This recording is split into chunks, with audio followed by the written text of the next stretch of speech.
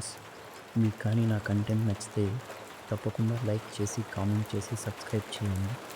ఇక స్టోరీలోకి వెళ్తే, నేను చాలా సంవత్సరాలుగా ఢిల్లీలో క్యాబ్ డ్రైవర్గా పనిచేసేవాడిని. నేను అన్ని రకాల ప్యాసింజర్స్ని చూశాను. కొందరు ఫ్రెండ్లీగా, కొందరు రూడ్గా అనిపించేవారు. కానీ యమునా ఎక్స్ప్రెస్ హైవే దగ్గర ఒక రాత్రి జరిగిన దాని మించిన ఇబ్బంది ఏదీ ఇవ్వలేదు. తెల్లవారుజామున 1:30 అవుతుంది. నేను ఒక కస్టమర్ని దింపి ఇంటికి వెళుతుండగా ఆమెను చూశాను. లేత పసుపు రంగు సల్వార్ కమీజ్లో ఉన్న ఒక అమ్మాయి డిమ్ లైట్ ఉన్న బస్టాప్ దగ్గర ఒంటరిగా నిలబడింది.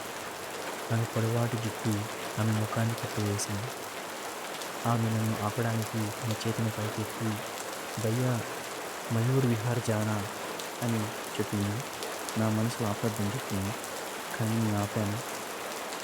ఆమె లోపలికి రాగానే క్యాబ్ వాతావరణం అంతా మారిపోయింది. నాకు ఉన్నట్టుండి కడుపులో తిప్పుతోంది. ఆమె కూర్చుని కిటికీలో నుంచి బయటకు చూస్తూ ఉంది.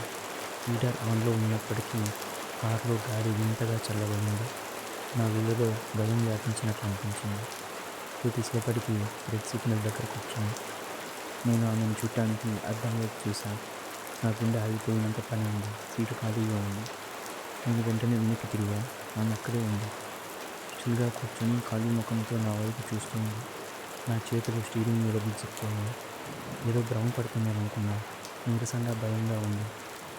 కొన్ని నిమిషాల తర్వాత నేను హనుమాన్ మందిర్ దగ్గరికి వచ్చాను. ఆమెలో ఉన్నట్టుండి టెన్షన్ స్టార్ట్ అయింది.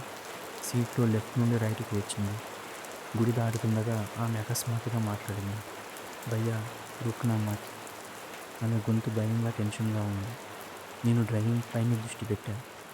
కానీ నేను గుడి దాటిన వెంటనే వెనుక సీట్ నుండి పెద్ద చప్పుడు వినిపించింది. నేను బ్రేక్స్ వేసి వెనక్కి తిరిగా. సీటు మళ్ళీ ఖాళీగా ఉంది. నేను ముందుకు చూసేసరికి ఆమె బయట నా డోర్ లాగుతూ ఉంది. నేను భయంతో యాక్సిలరేట్ చేసి ఫాస్ట్గా వచ్చేసాను.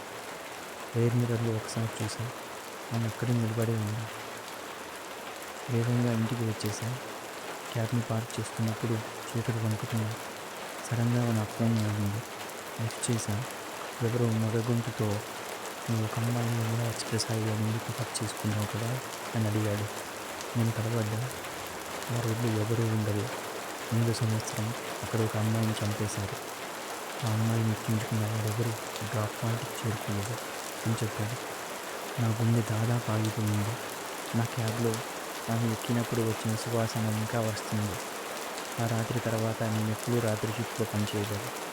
కొన్ని రోజులలో అర్ధరాత్రి దాటిన తర్వాత ఎప్పుడు ప్రయాణించకూడదు